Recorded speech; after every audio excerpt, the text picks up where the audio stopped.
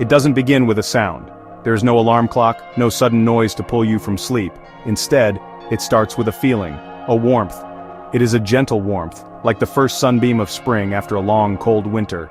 It wraps around you, a soft blanket you never knew you needed. You feel light, not just happy, but physically light, as if a great weight has been lifted from your shoulders, a weight you had carried for so long, you had forgotten it was even there. This is the first moment, the first hint that something has changed, something fundamental and profound. You are no longer tethered to the ground, you are floating. My eyes opened slowly. There was no rush. Time felt different here, stretched out like a long, lazy river. The light I saw was not the harsh light of a morning sun, but a soft, pearly glow that seemed to come from everywhere at once. It danced and shimmered, alive with a quiet energy.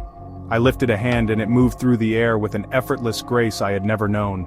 It was then I saw them, the wings. They were attached to my back, large and feathery, folded neatly like a secret waiting to be told. They were the color of fresh snow, yet they seemed to hold all the light of this place within them. I was not afraid. I was home. A thought came to me then, not in words but in a wave of understanding. My life on Earth, the one I had known, was over. It was a complete story, with a beginning, a middle, and an end. There was no sadness in this realization, only a peaceful acceptance. It was like finishing a good book and closing the cover, feeling satisfied with the journey. All the worries, the small anxieties, the frantic pace of daily life, they had all melted away. Left in their place was a stillness, a deep and abiding calm that settled into the very core of my being. I was a new page now, waiting for a new story to be written upon it. With this newfound peace came a sense of clarity. Every memory, every person, every choice I had ever made was laid out before me, not for judgment, but for understanding. I saw the moments of kindness, the small gestures of love, and I saw the moments of fear, the times I had held back. I understood why I had done what I did, and I felt a sense of forgiveness both for myself and for others. It was a profound release. It was the feeling of finally understanding the puzzle of your own life, seeing how every piece, even the difficult ones, fit together to create a beautiful, complete picture. I was ready for whatever came next. I began to explore this new place, this heaven. It was not a city of gold and gates as the stories sometimes say. It was simpler and infinitely more beautiful. Imagine a meadow at the peak of summer, stretching out as far as the eye can see. The grass was not just green, it was 1,000 shades of green, each one alive and humming with energy. The sky above was not just blue, it was a canvas of soft purples, gentle pinks and warm oranges, all blended together in a perfect, harmonious swirl. Everything here was made of color and light, woven together to create a world that felt both familiar and brand new. The air itself was different. It carried a melody, a soft, continuous hum that was both music and silence. It was the sound of pure joy. With every breath I felt this joy fill me up, chasing away any lingering shadows of earthly sorrow. There were rivers too, but they did not flow with water. They flowed with liquid light, shimmering and sparkling as they wound their way through the endless fields of color. I dipped my hand into one, and the light clung to my fingers like stardust, warm and tingling. This was a place built from the very essence of happiness, a landscape painted with emotion.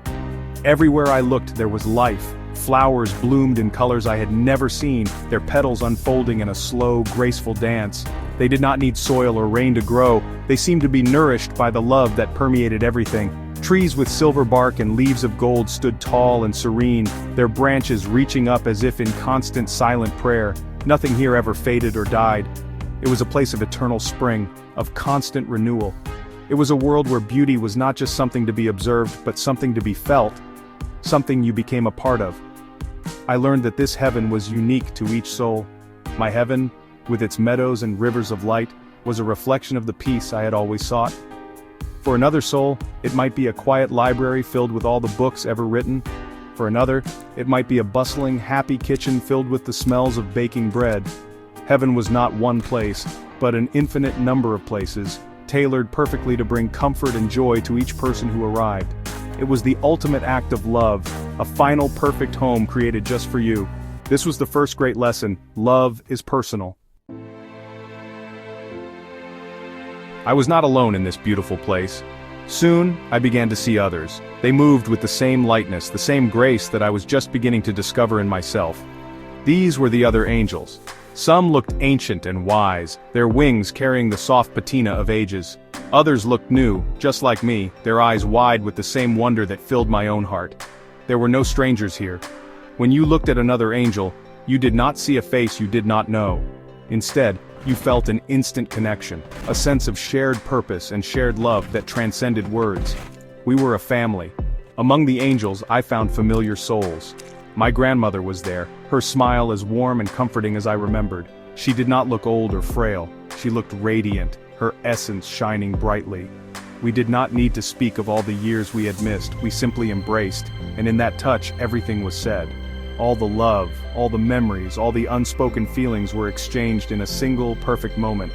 I saw old friends too, and even beloved pets who now ran and played in the endless fields, their joy a tangible thing.